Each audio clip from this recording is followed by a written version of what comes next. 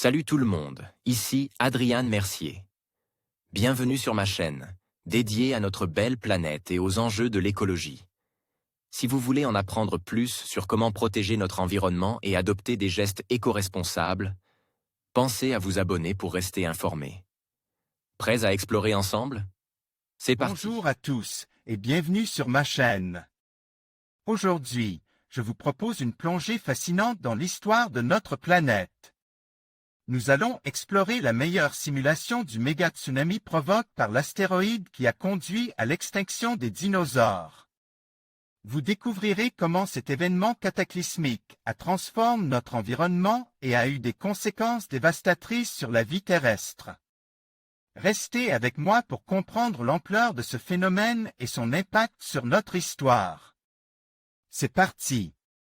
Le gigantesque astéroïde qui a provoqué l'extinction des dinosaures il y a 66 millions d'années s'est écrasé dans le golfe du Mexique. La NOAA vient de publier une simulation vidéo montrant la propagation des vagues à travers les océans et les terres de l'époque. Le méga-tsunami survenu immédiatement après le crash de l'astéroïde a provoqué des vagues de plusieurs kilomètres de hauteur. Cet événement a d'ailleurs été estimé comme 30 000 fois plus puissant que le tsunami historique de 2004, qui avait fait entre 200 000 et 300 000 morts. Indispensable pour comprendre et anticiper. La NOAA vient de publier une simulation vidéo du méga-tsunami avec la propagation des vagues à travers les océans de l'époque. Celle-ci représente bien évidemment la Terre telle qu'elle était à l'époque des dinosaures, en noir, les continents, il y a 66 millions d'années, compare à ce qu'ils sont aujourd'hui, ligne blanche. Les couleurs du tsunami qui se propage représentent l'amplitude des vagues, en rouge, l'amplitude positive dont l'estimation est comprise entre 1,6 km et 4,5 km, en bleu, l'amplitude négative, le creusement des vagues sous leur niveau de base.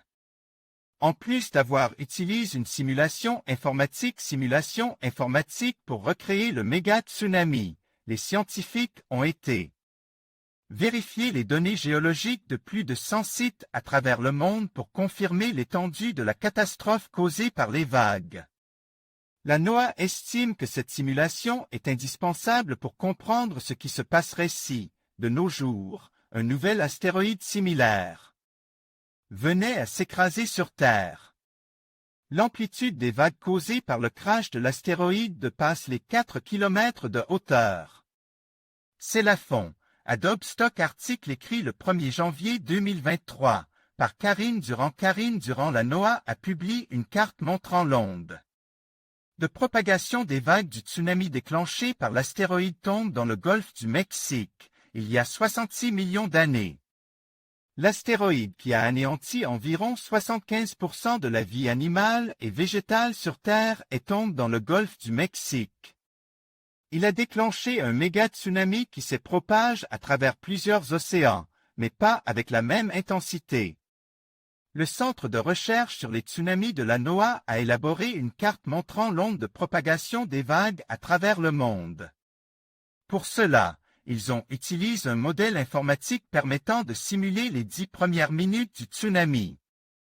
L'amplitude des vagues du tsunami causé par l'astéroïde, de 1 cm à 1000 cm, l'échelle de couleur n'allant pas au-delà. NOAA l'échelle est en centimètres, afin de montrer l'impact, même infime, sur les zones les plus éloignées. La carte présente néanmoins une faiblesse, son échelle ne dépasse pas 1000 cm, soit 10 mètres, et à partir de ce seuil, la couleur reste la même. Or, l'astéroïde a provoqué des vagues d'une hauteur d'au moins 1,5 km autour de sa zone d'impact. 30 000 fois plus d'énergie que lors du tsunami de 2004. L'énergie de ce raz-de-marée a été 30 000 fois plus forte que celle du tsunami majeur de décembre 2004 qui a tué 230 000 personnes. Alors qu'un tsunami moyen a une vitesse de propagation de moins d'1 centimètre par seconde, celui survenu il y a 66 millions d'années aurait une vitesse de 20 cm par seconde dans l'Atlantique Nord et le Pacifique. Les auteurs de l'étude précisent que ces données sont très utiles pour comprendre l'impact qu'aurait la chute d'un nouvel astéroïde de taille similaire dans l'océan. En conclusion, cette simulation du méga-tsunami provoqué par l'astéroïde qui a anéanti les dinosaures nous offre un aperçu fascinant et terrifiant de l'impact dévastateur qu'un tel événement aurait pu avoir sur notre planète. En comprenant mieux ces phénomènes naturels, nous pouvons apprécier la fragilité de notre environnement et l'importance de la recherche scientifique. Merci de nous avoir accompagnés dans cette exploration captivante. N'oubliez pas de vous abonner pour d'autres contenus passionnants sur l'histoire de notre Terre.